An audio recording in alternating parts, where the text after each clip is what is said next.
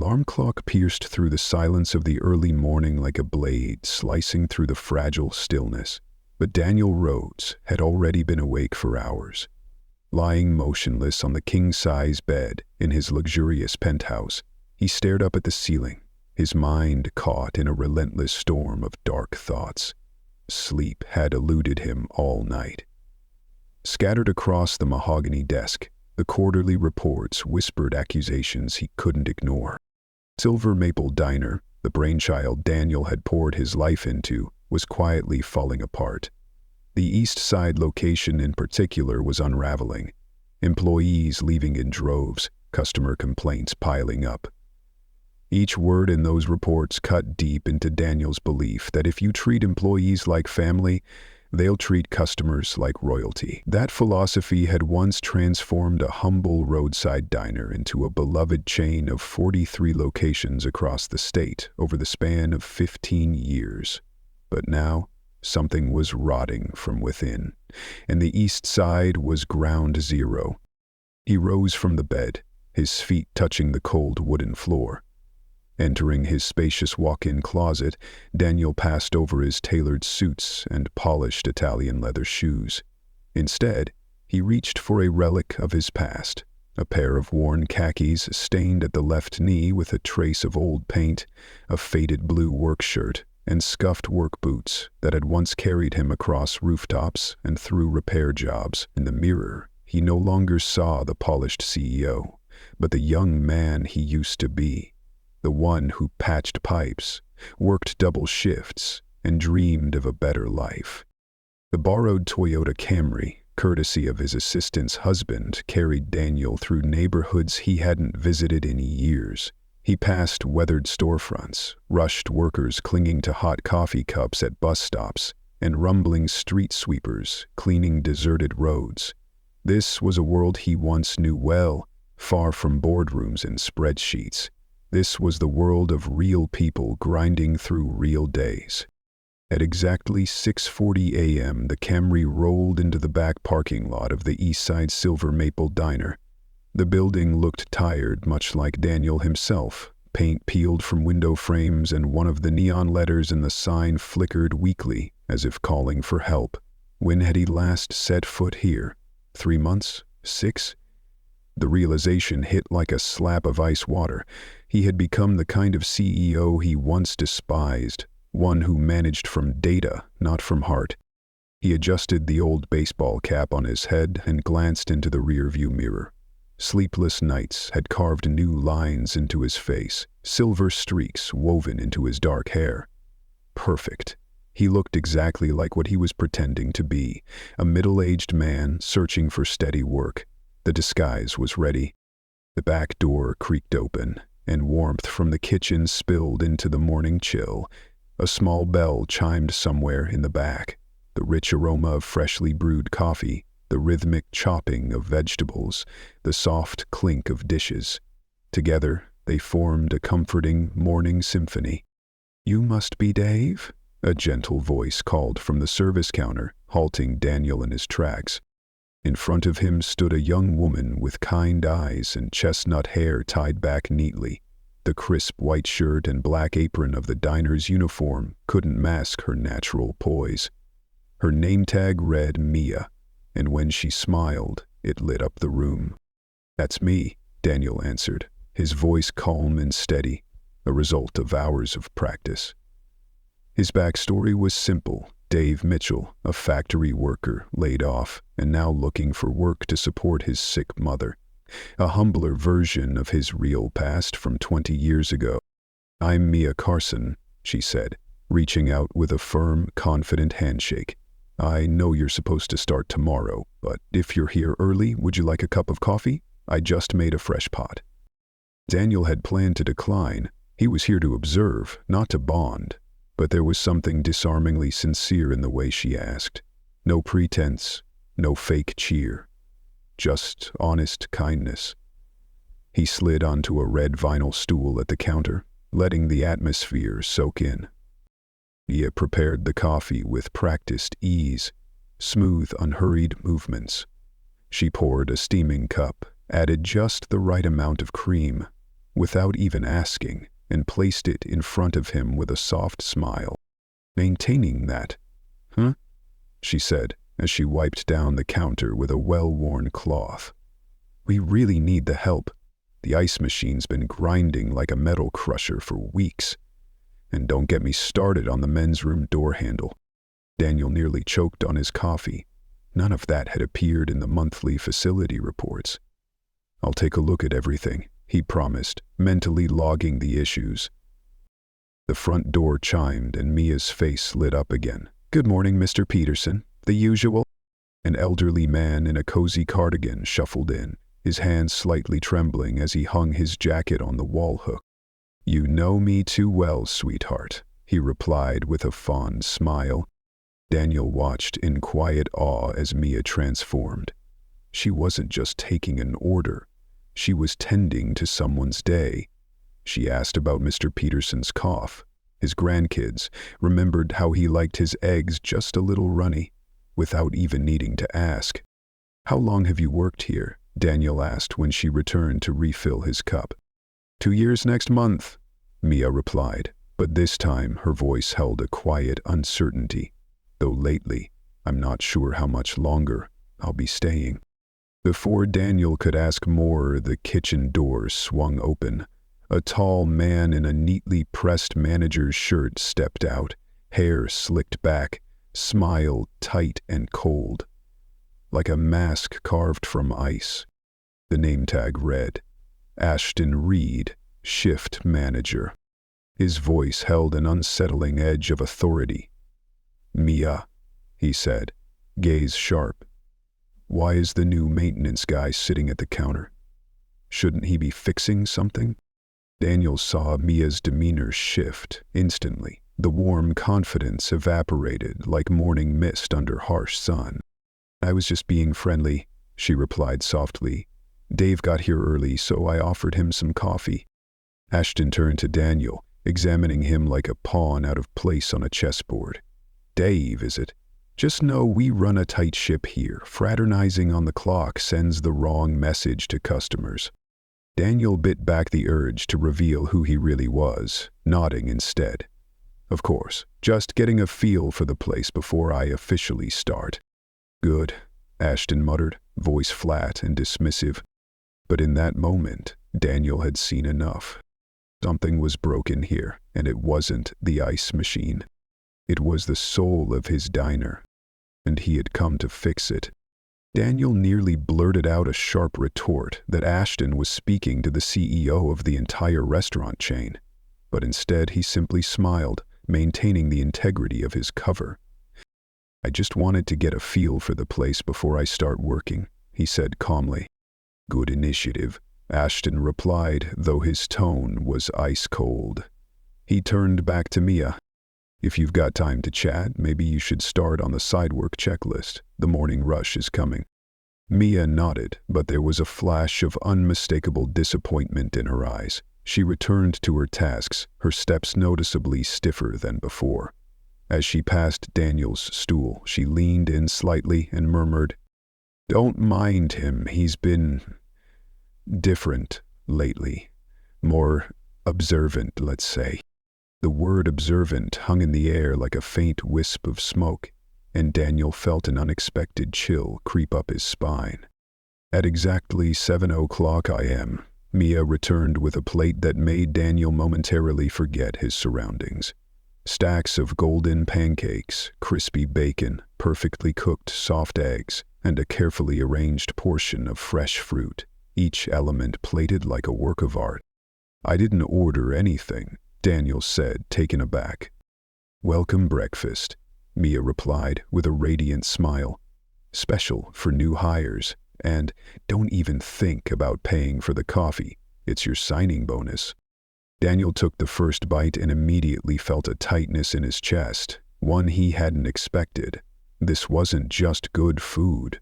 This was pride, care, and professionalism cooked into every detail, from the fluffiness of the pancakes to the perfectly crisp bacon. Each component was a testament to the vision he'd once had for Silver Maple Diner. a place where people were respected and service was a point of pride, not obligation. But that moment of warmth didn't last. A creeping unease replaced it. Daniel noticed how Mia's eyes flicked toward the manager's office every time the door creaked open. Her shoulders tensed. When she handled money at the register, her movements were overly precise, almost paranoid, as though bracing for someone to scrutinize every dollar. Something was seriously wrong in this seemingly perfect place, and the woman who had shown him more human kindness than anyone else in months was at the center of the storm. Able to respond, he might not know what was going on yet, but Dave Mitchell, the humble maintenance man, was going to find out. Over the next 3 days, Daniel carried out a covert operation so carefully orchestrated that even his corporate security team would have been impressed. Every morning, he arrived 30 minutes early, toolbox in hand and clipboard under his arm, pretending to fix outlets or door handles while discreetly observing every move from staff and management alike. What he discovered chilled him to the bone. One Tuesday morning, crouched behind the coffee station pretending to fix a loose socket, Daniel witnessed a scene that made his blood run cold. Ashton wasn't helping during the breakfast rush. Instead, he stood near the register, eyes locked on Mia like a hawk tracking its prey. Every few minutes, he would glance down at his clipboard, jot something down, then return his gaze to her. When Mia handled cash, he recorded the time. When she comped a regular customer's coffee, he noted it. When she stayed 2 minutes past her break to help an elderly man navigate the menu, he wrote that down too. Daniel muttered under his breath, pretending to tighten a screw that didn't need tightening. Interesting management style. But the worst part wasn't Ashton's behavior. It was that Mia clearly knew she was being watched. Daniel could see it in her every movement. The exaggerated care with which she counted change. The nervous flicks of her eyes toward Ashton. The way she moved like someone walking barefoot across broken glass. She was no longer the confident, compassionate woman he had met just days before. She was someone living in fear of slipping up, trapped in a workplace full of invisible tripwires. Then came the sharp call, Dave. Daniel looked up to find Ashton standing right behind him, so close that Daniel could smell the overpowering cologne, like the man had bathed in it. "How's that outlet coming?" "Almost done," Daniel replied, masking his irritation. Who douses themselves in cologne this strong in a food service environment? Good. When you're done, check the lock on the storage room. We've had some inventory discrepancies lately. The way Ashton emphasized discrepancies made Daniel's skin crawl. In corporate speak, that was a euphemism for suspected employee theft. But according to the reports Daniel had reviewed, this location hadn't shown any signs of loss. So who was lying? "Anything specific I should look for?" Daniel asked, keeping his tone neutral. "Just make sure everything's locked tight. Can't be too careful these days, not with the kind of people we're hiring." Ashton's gaze flicked deliberately toward Mia, who was still dutifully serving a customer, unaware that she was the unspoken target of their conversation. Daniel clenched his fists.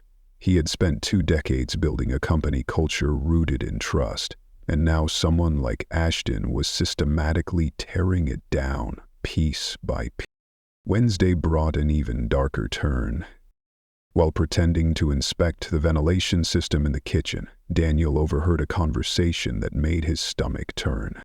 Mia was on her break, quietly eating a modest sandwich that seemed to have more lettuce than meat, perhaps all she could afford. Ashton sat down across from her without asking. "I've been thinking about your performance lately," he said casually, like discussing the weather. "Is something wrong?" Mia asked cautiously, sandwich frozen halfway to her mouth. "Not wrong exactly, just a philosophical question," Ashton said as he leaned back in his chair, adopting a relaxed pose.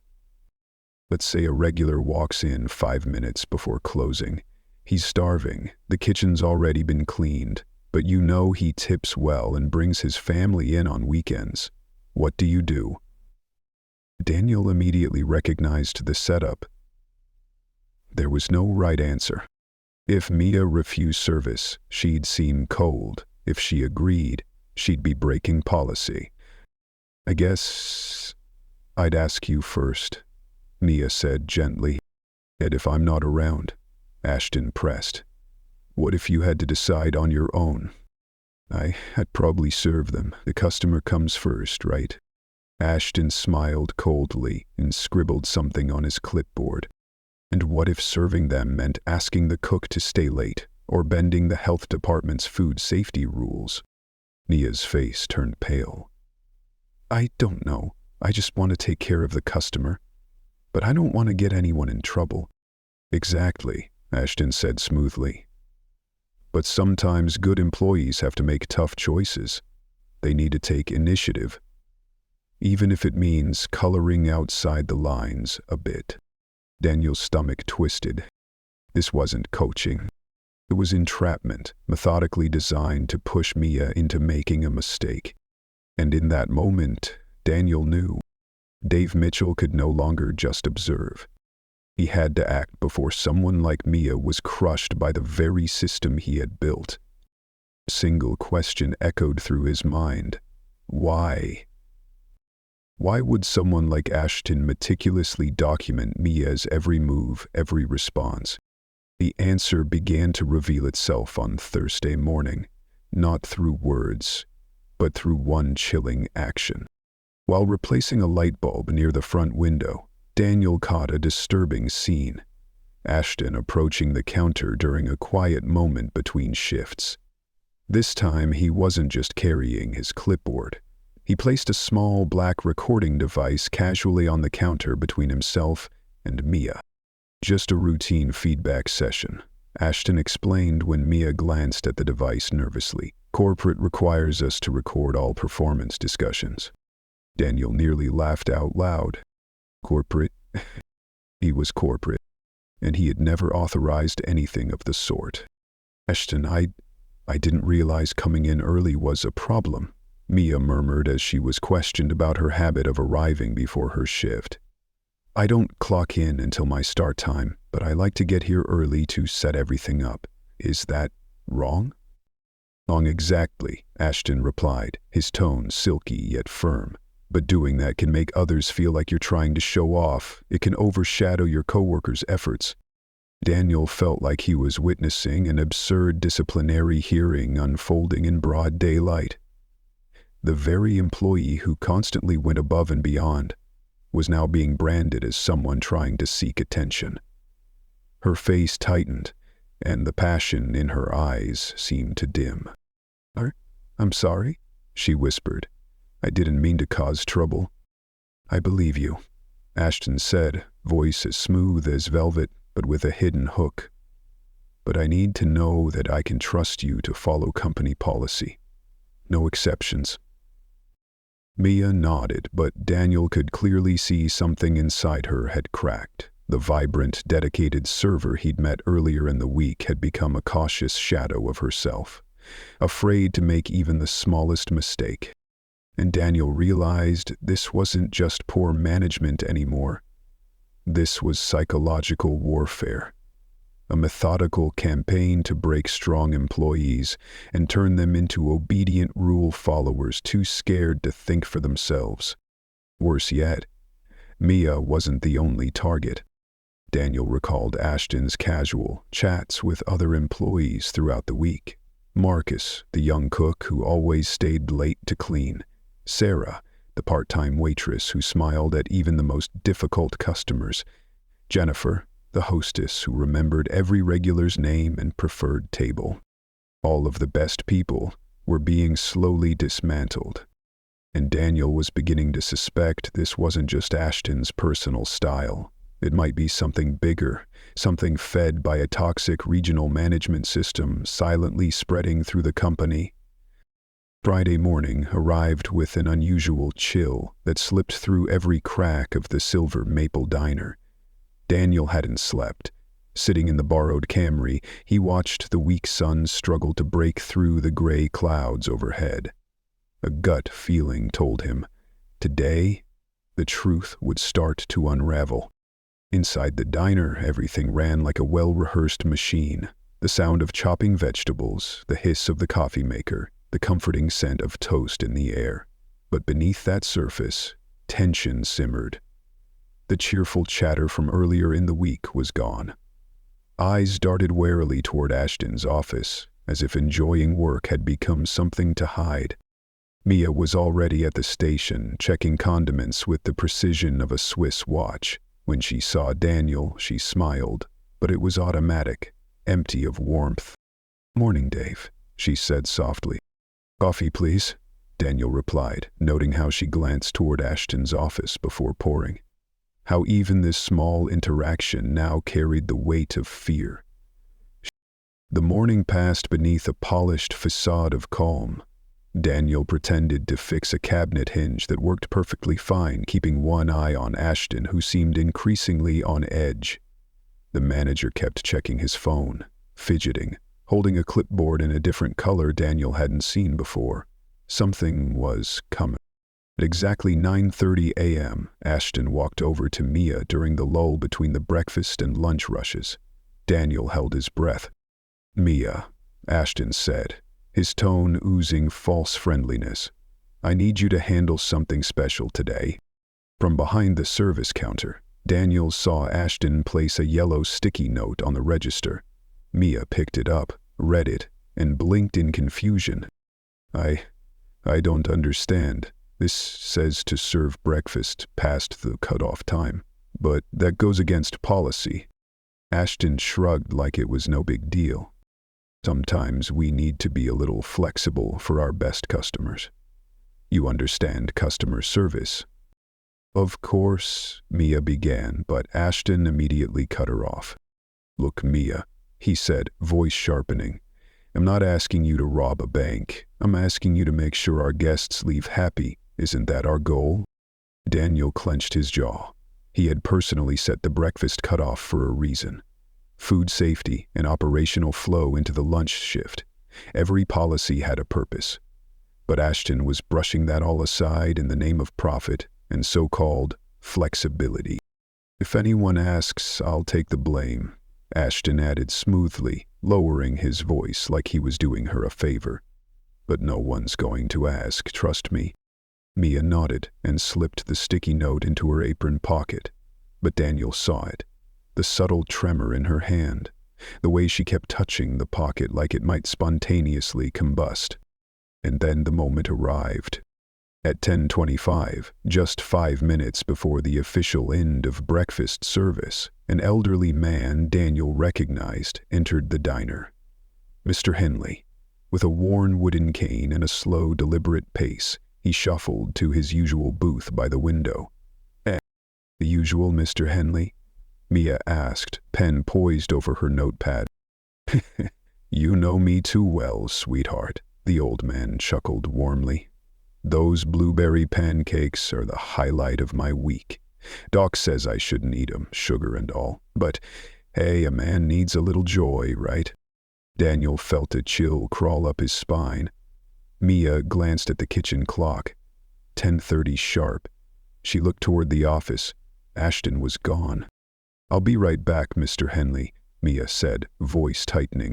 Daniel watched as she hurried into the kitchen, where she had a tense exchange with the cook. He couldn't hear the words, but the gestures were clear.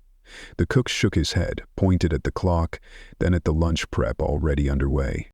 Mia returned to the table, face torn between duty and empathy.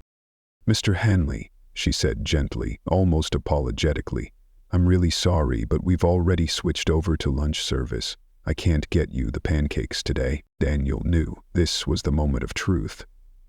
Because justice can't stay in the shadows forever. The disappointment on Mr. Henley's face hit Daniel like a punch to the gut.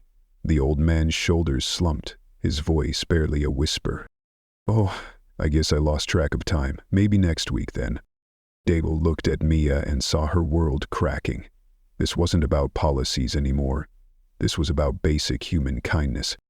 Mia slowly pulled the yellow sticky note from her apron, her eyes scanning the words one more time. Daniel could feel the weight of the decision forming in that pause. And then she turned around and called out just as Mr. Henley began to rise. "Wait, Mr. Henley, let me see what I can do." What followed was a masterclass in emotional manipulation. Mia returned to the kitchen, not to discuss, but to plead. Miraculously, she convinced the head cook to restart the griddle for just one more order.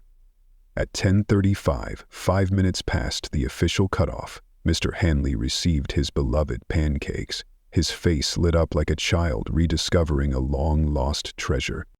But the old man had no idea he had just stepped into a trap laid with precision.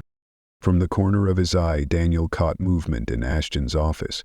The manager stood at the window, phone pressed to his ear, speaking in hushed urgency, eyes locked on Mia's section. Then Daniel saw something he hadn't noticed before. A small security camera, expertly mounted above the kitchen pass, its lens pointed squarely at the register. The entire policy violation had been recorded. Every well-meaning decision, every moment of kindness, now documented as evidence against Mia. Daniel felt an icy dread seep into his chest. This wasn't coincidence. This wasn't bad management. This was a system, a deliberate setup designed to tear down the best people on staff. And the scariest question of all, who was behind it? And how many more Silver Maple locations were silently being poisoned from within? That afternoon, as Mia continued her shift with the weight of the morning's mistake hanging over her like a storm cloud, Daniel knew he couldn't wait any longer. While Ashton took his extended lunch, Daniel used his maintenance access to slip into the manager's office. What he found made his hands go pale with rage. Spread across the desk were yellow file folders labeled with employee names. Inside were behavior profiles so detailed they read like intelligence dossiers. The thickest one belonged to Mia, filled with photos, time-stamped notes, and psychological observations. Subject exhibits excessive empathy toward customers, prioritizes customer satisfaction over policy compliance. Weakness can be exploited through emotional manipulation involving elderly or emotionally vulnerable guests. Every kind act, whether it was offering a free coffee, helping an elderly guest choose from the menu, or staying late to clean, had been twisted into evidence of policy violations. And Mia wasn't alone. Marcus, the dedicated young cook, was labeled as displays excessive loyalty to the establishment, potential security risk due to frequent after-hours presence. Sarah, the part-time server, was flagged as demonstrates inappropriate emotional attachment to guests, frequently exceeds recommended interaction duration, difficulty conforming to authority structures. Daniel's body trembled with rage. These weren't employee evaluations. This was a coordinated campaign of character assassination and systematic purging. At the bottom of each file was a type of document Daniel had never seen before. Stamped clearly at the top was the Silver Maple corporate seal. Loyalty Assessment Program, Phase 3, Deployment. And beneath it, a signature that made Daniel's blood run cold. Tiffany Crane, Regional Manager. Tiffany, the woman he once trusted, a model of corporate efficiency in the eyes of the company. But these documents revealed a far darker truth. She was the architect of this nightmare. The program had been quietly rolled out at 6 locations over the past 18 months. The objective? Eliminate ethically non-compliant employees, meaning anyone too compassionate to rigidly enforce the company's cold policies. The method? Orchestrated moral traps, like letting an elderly guest be served a few minutes late or giving someone in need a free coffee refill. Anyone who chose empathy was flagged for termination. Daniel was stunned. A message from his assistant popped up. Board meeting moved to Monday. Topic: proposed closure of East Side location. Now it all made sense. They didn't plan to reform the branch. They planned to erase it. Blame it on underperforming staff who had been pushed to the edge by the very system set up to fail them. That evening, Daniel accessed the internal corporate server from his home office using his highest CEO-level clearance. What he found made him physically sick. The loyalty assessment program wasn't limited to 6 diners. It had expanded to 23 locations across the chain. The quarterly reports he'd trusted, every figure he believed in, had been polished and edited to conceal a collapse in morale and customer satisfaction. One internal email from Tiffany to another regional manager read, "Lap is exceeding expectations.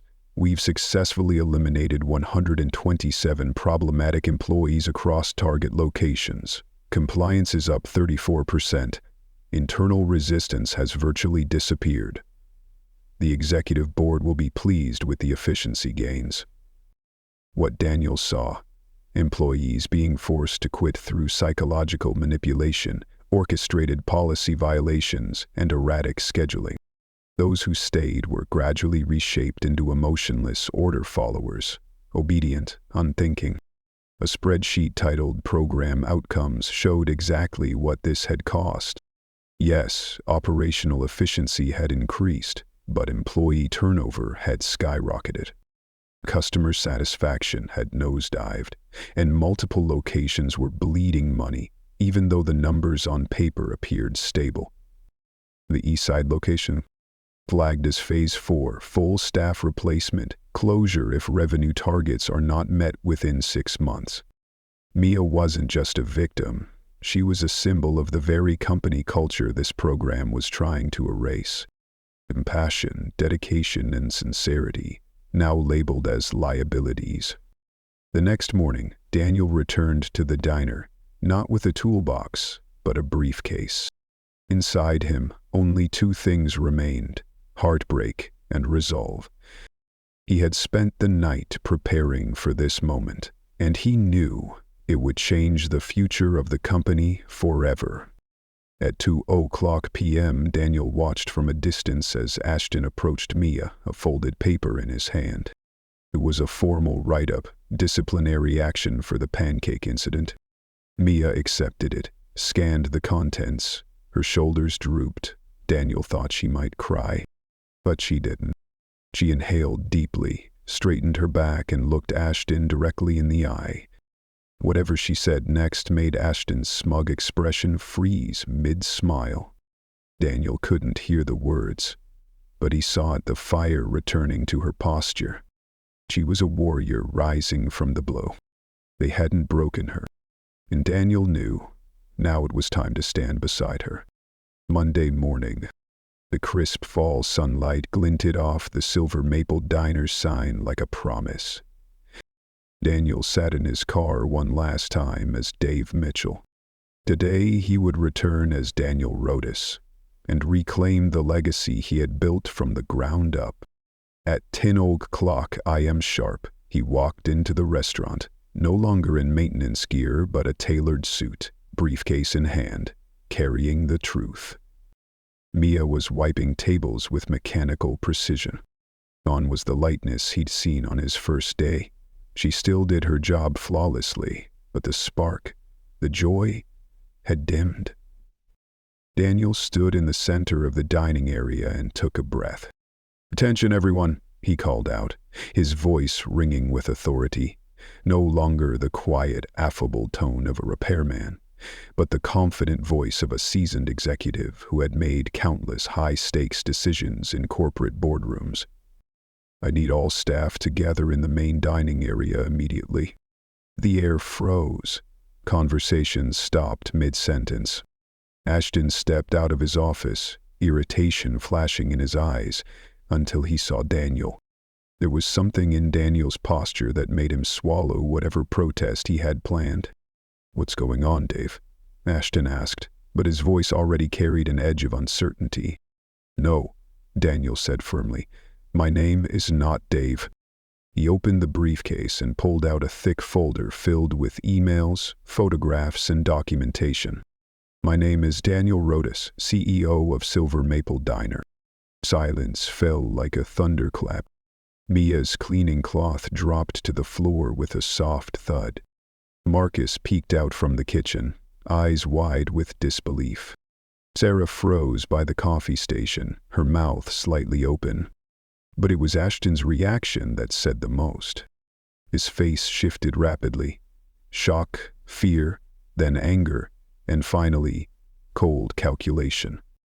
"It's impossible," he stammered, his voice faltering.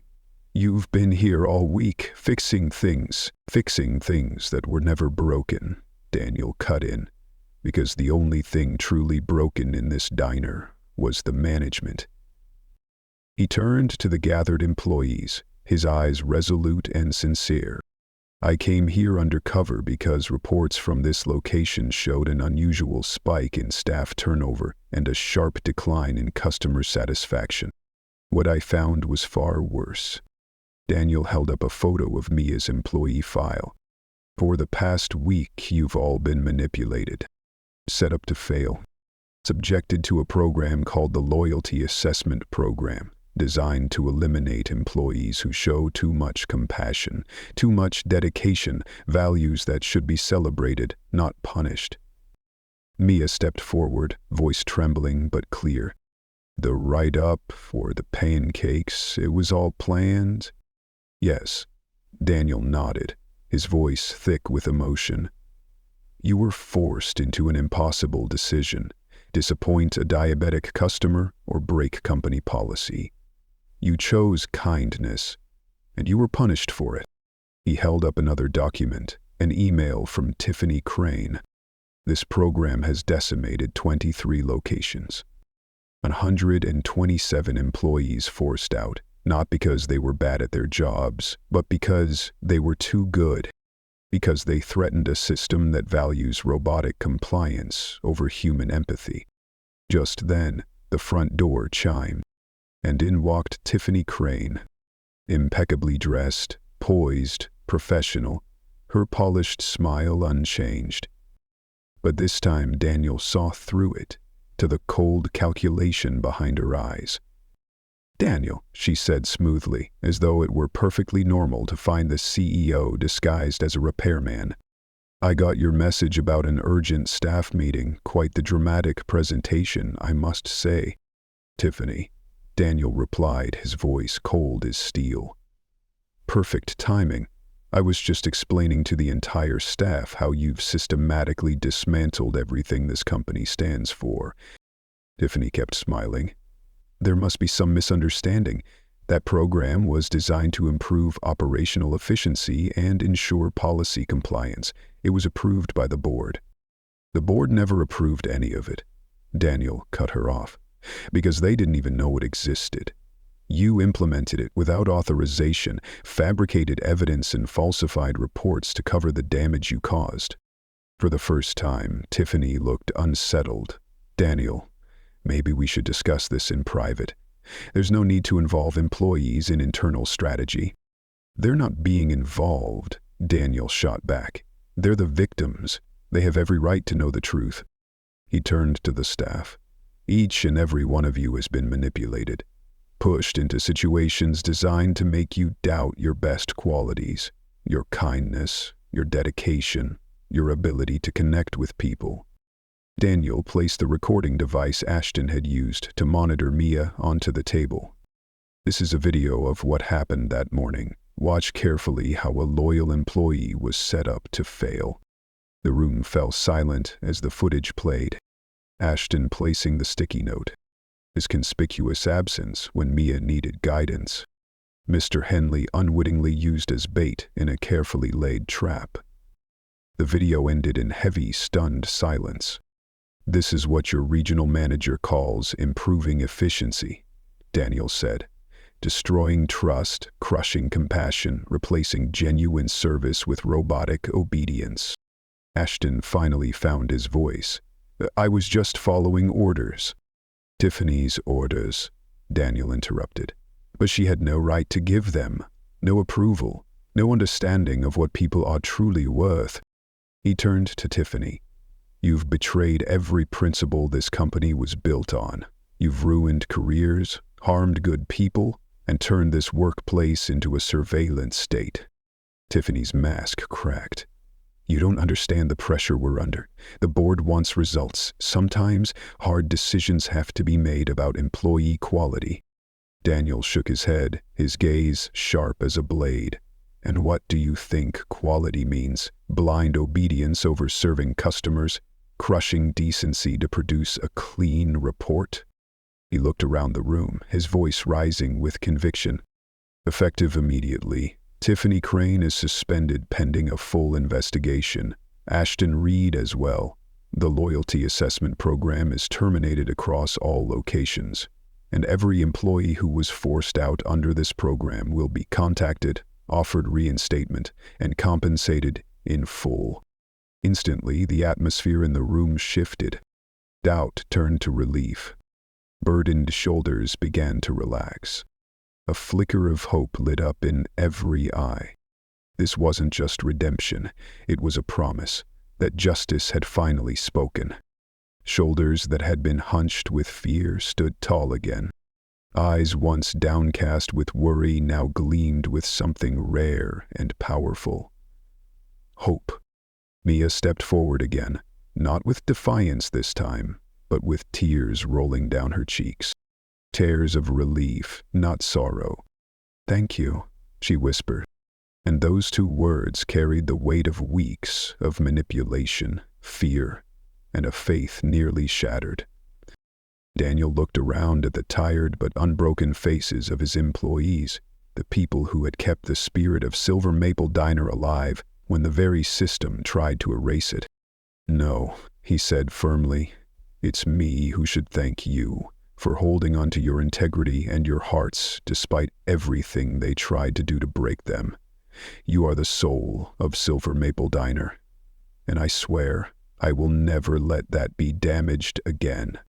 2 weeks later, Silver Maple Diner's headquarters, once a sterile tower of glass and spreadsheets, buzzed with new life. Groups of employees from all over the state entered with wide eyes and cautious optimism.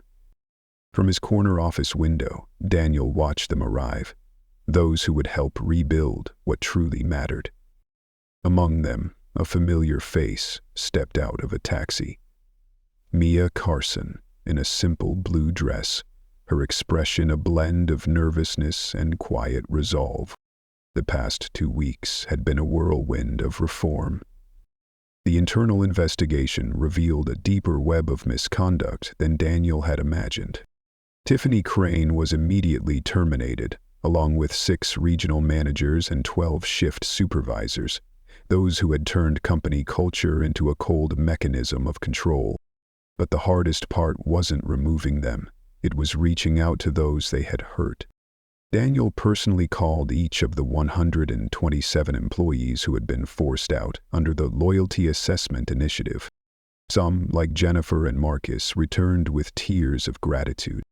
Others declined, not out of bitterness, but because their wounds ran too deep. Still, Daniel sent every one of them full compensation and a heartfelt apology. The most difficult call had been to Mrs. Patterson, a 60-year-old server forced out for being too emotionally invested in customers. She cried on the phone, not from pain, but from relief that someone had finally listened. That morning, as Daniel prepared for the most important meeting of his career, he knew the company would survive. And more importantly, its soul would too. A soft knock broke his thoughts. "Mr. Rhodes," came a familiar voice. Mia stood in the doorway, bathed in morning light. She looked both delicate and unshakable, like a soldier walking into her final battle, but this time to rebuild, not resist. Daniel smiled, gesturing to the chair. "Mia, thank you for coming. Today's meeting isn't just a chat. I have a proposal, one I hope you'll consider carefully." Mia blinked. "A proposal? For me?" Daniel nodded, eyes filled with trust.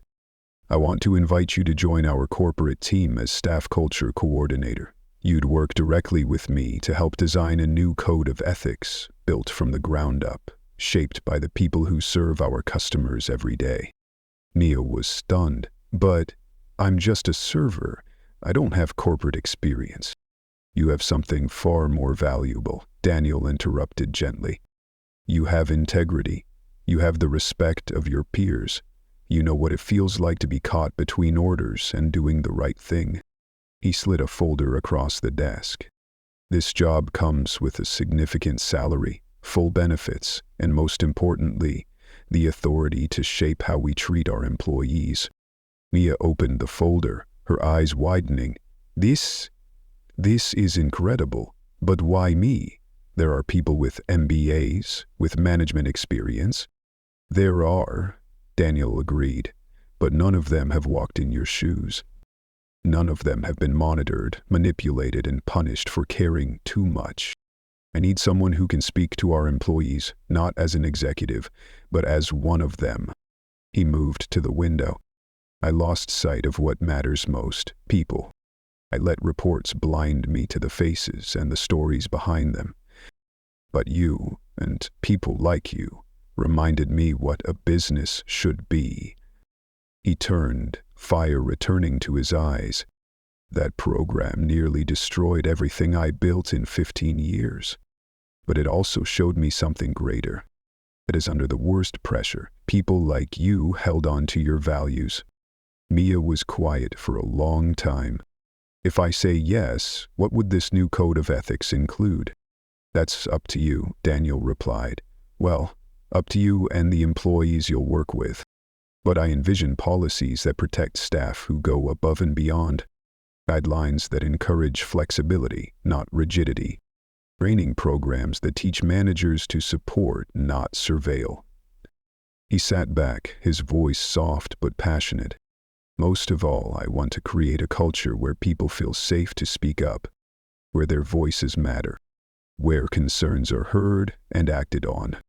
Mia closed the folder. Her eyes were misty, but not with sadness this time. I accept, she said quietly. But I have one condition. Name it. I want to keep working one shift a week at the East Side location. I don't want to lose touch with what it feels like to be on the front lines. If I'm going to represent the staff, I need to live in their reality. Daniel smiled. A real, full-hearted smile. Perfect. In fact, I think I'll join you sometimes. It's been too long since I remembered why I started this company. That afternoon, as Mia left his office holding her new contract and a renewed sense of purpose, Daniel felt something he hadn't in years. Genuine optimism about the future. Betrayal had nearly destroyed Silver Maple Diner. But one young waitress who refused to be broken had sparked the rebirth of the entire organization.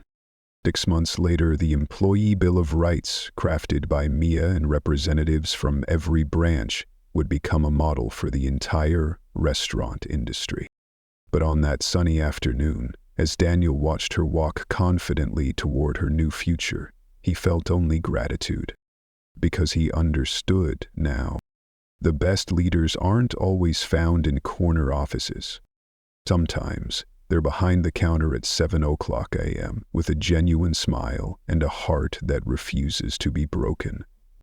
And if you haven't already, subscribe to Moments of Quiet Truth, where we believe that the human spirit is never truly defeated, only waiting to rise.